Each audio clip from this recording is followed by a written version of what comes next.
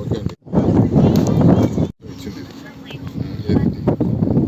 అయితే ఆక్యుపేషన్లో వచ్చేసారా?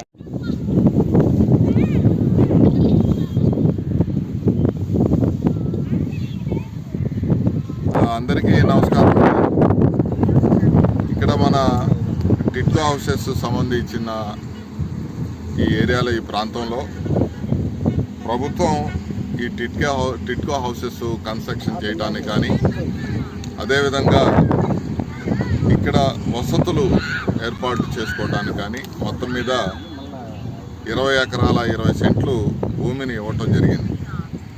మరి 20 ఎకరాల 20 సెంట్లో ఈ పార్కింగ్ ప్లేస్ కొరకు సుమారు 5 ఎకరాలు సంబంధించినటువంటి స్థలము కేటాయించడం జరిగింది.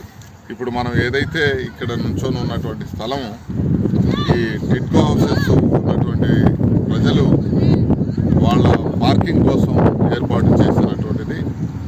అంటే ఈ పార్కింగ్ ప్లేస్తో పాటు కూడా ఈ చిల్డ్రన్స్ పార్క్ కావచ్చు, ఇలాంటి పార్కులు కూడా ఈ స్థలం కేటాయించడం జరిగింది. అయితే మనకు ఈ ఒక నిన్ననో ఒక సభ్యులు ఇక్కడ ఈ ఆక్యుపేషన్ అవుతుంది, ఈ స్థలం ఇలా రాళ్లు వేస్తున్నారని చెప్పి మా దృష్టికి తీసుకురావడం జరిగింది. మరి ఇక్కడ మా పిఆర్ఓ గారు, ప్లానింగ్ సెక్రటరీలు మేమందరూ కూడా వచ్చి ఇక్కడ పరిశీలించడం జరిగింది. ఇక్కడ ఈ పార్కింగ్ స్థలంలో కొన్ని రాళ్లు వేస్తున్నారు, వాటన్నిటిని తొలగించడం జరుగుతుంది.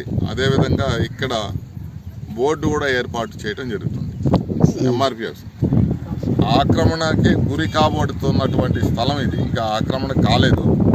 ప్రస్తుతానికి టెంపరీగా ఇక్కడ హద్దురాళ్ళు లాంటిది వేస్తున్నారు. వెంటనే మేము ఒకటిగా వచ్చి వెంటనే చర్యలు తీసుకోవడం జరిగింది. ఇదొక 6 ఎకరాల స్థలం.